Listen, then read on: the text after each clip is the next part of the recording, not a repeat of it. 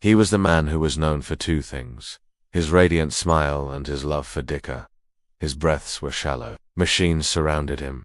His body was frail, and time was slipping away. Families stood at the edge of his bed, whispering du'as, holding back tears. He wasn't a scholar. He wasn't famous. He was just an ordinary man who loved Allah. Every morning he would wake up and start remembering Allah subhanahu. Every night before sleeping, he would seek forgiveness from Allah. Every moment he was praising Allah, alhamdulillah. People didn't notice him much, but Allah did. Then one day, his health started to decline. He was rushed to the hospital. Days turned into weeks. Weeks turned into months. Still, he never lost hope. All around him were people losing hope, but not him, not this man, because his heart was trained for this moment. As the days passed, visitors became less and less. Only his family stayed by his side. It was as if they knew something he didn't. The doctors did everything they could, but they shook their heads. They had done all they could. Now it was in Allah's hands. His family gathered around him, tears streaming down their faces.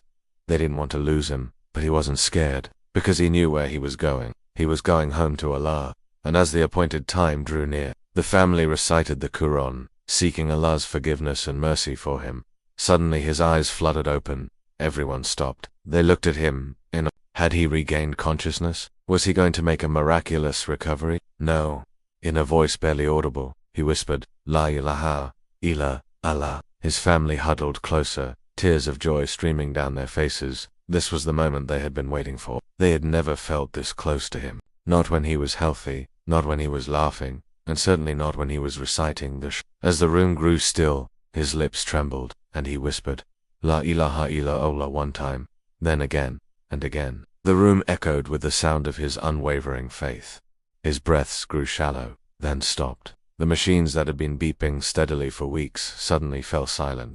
It was as if they were mourning the loss of their patient, this humble man whose faith was steadfast. Outside, the sun began its descent, casting long shadows across the city. But inside the room, there was no darkness, for the light of Iman illuminated the faces of those gathered there. His family, their faces pale with grief, yet etched with serenity. They had witnessed the beauty of Husn al-Khatima, a good end. They had heard the scholars speak about it, how a person's last moments could be a reflection of their entire life. But they never imagined it would be so profound. His journey through life had been marked by simplicity and devotion, and his journey out of life was nothing short of extraordinary. He was buried in a quiet cemetery, the sound of the digging muffled by the crowd of mourners, each shovel of earth moving away, taking a piece of their hearts with it. They lowered the coffin into the grave, the wood scraping softly against the cold stone. It was a sound that echoed not only in their ears, but in their souls. The Imam led them in prayer, his voice resonating with both sorrow and solace. They prayed for forgiveness for him, for those who had passed before them,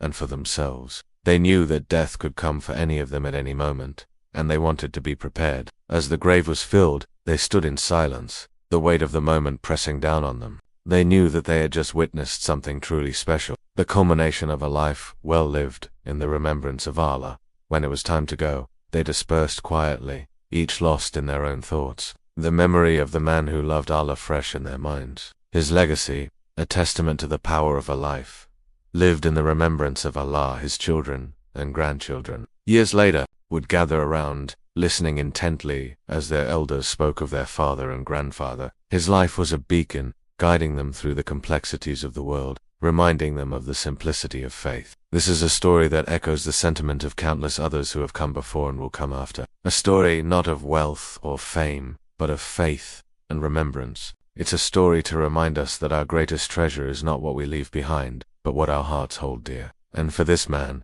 his heart held Allah in the highest regard.